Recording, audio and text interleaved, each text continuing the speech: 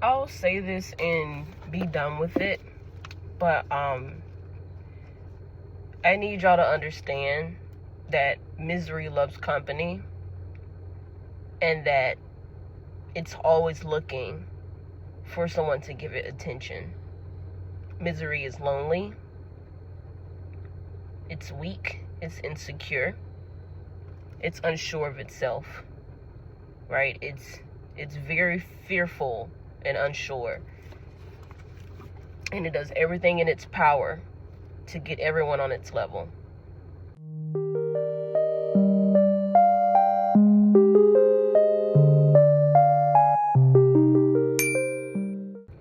I just had a cousin come to me the other day, right? This is a really great woman. She's done great things in her life despite the really bad things she's gone through.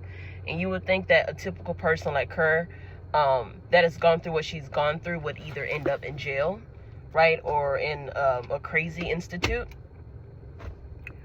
or hooked up on drugs somewhere, or just in a really bad situation. But just recently she got a really good job, and she bought her first place, which is very, very difficult, it seems, right now during inflation. But she did all of this stuff, right? She just recently came clean of her alcohol problem, right? She's on top, right? Great woman. And she spread the news to her loved ones. How about I was the only person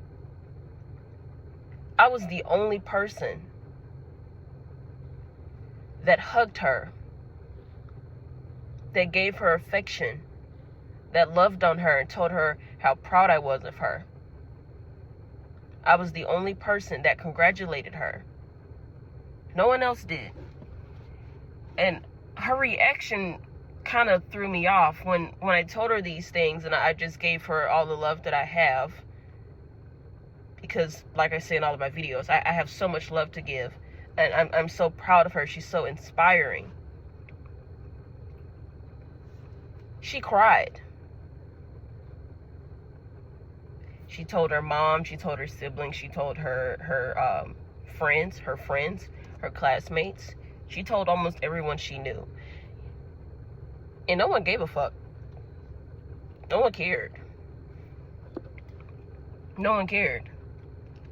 But when she was miserable and in the dumps, and she was in her abusive relationship, and she was going through what she was going through, it seemed everybody was like happy about it. See, nowadays, I feel like, and this sounds ridiculous, but this is just what it looks like. I feel like people have this fetish for being miserable and seeing others be miserable. They get off on seeing people unhappy, right? Or in the dumps, or just not doing great. I even had a person come to me and say, you know, Ree, I was really, really disgusting to you in the past because I wanted what you had. And I had to ask them, what did I have? What do you think I have in order for you to mistreat me and do those disgusting things to me? Because you can be envious of someone and still be kind. There's many men and women I found myself envious of, but I wasn't mean to them. I didn't do disgusting things to them. I was just envious. That's it.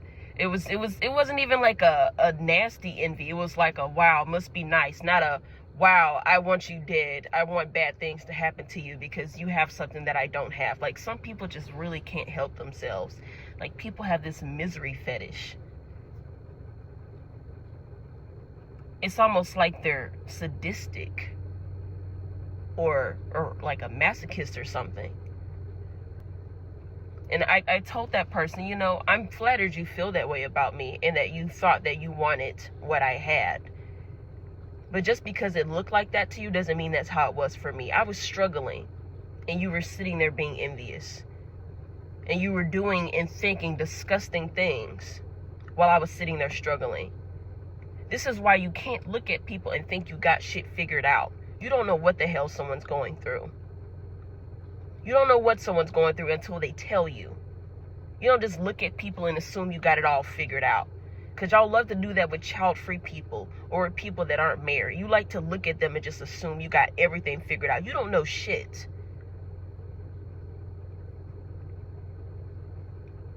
If you're that miserable, get some help. See, joy is contagious. Joy is very contagious. She spreads herself and she gives a dose of herself to everybody. Because when you're happy and you're joyous, you want everyone around you to be that way. And not even joyous. I know people that were struggling, people like me that were struggling, but they still wanted everyone around them to be happy. But if you're so far in the dumps that you want everyone around you to be unhappy, or you hate seeing people happy, you need some help. You see someone doing great and you don't like it. Get some help.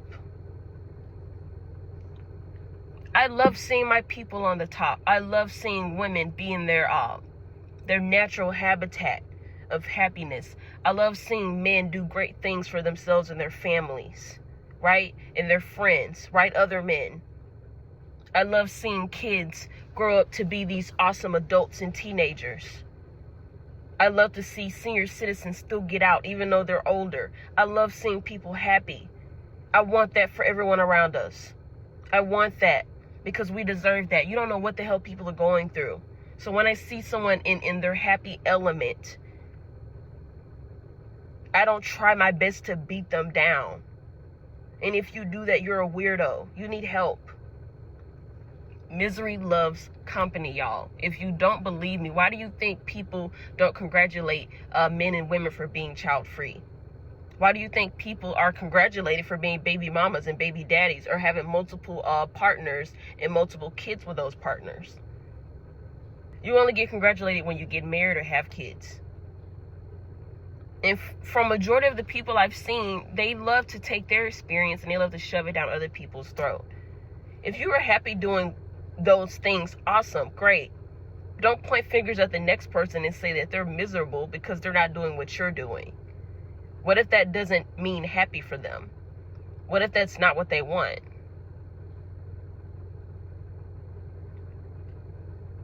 If you have to slap the word miserable on everything, you're most likely miserable. And you need help. I hate that my cousin cried because I gave her love. Something she deserves. Why did it take me, just me, when she has all these people in her circle?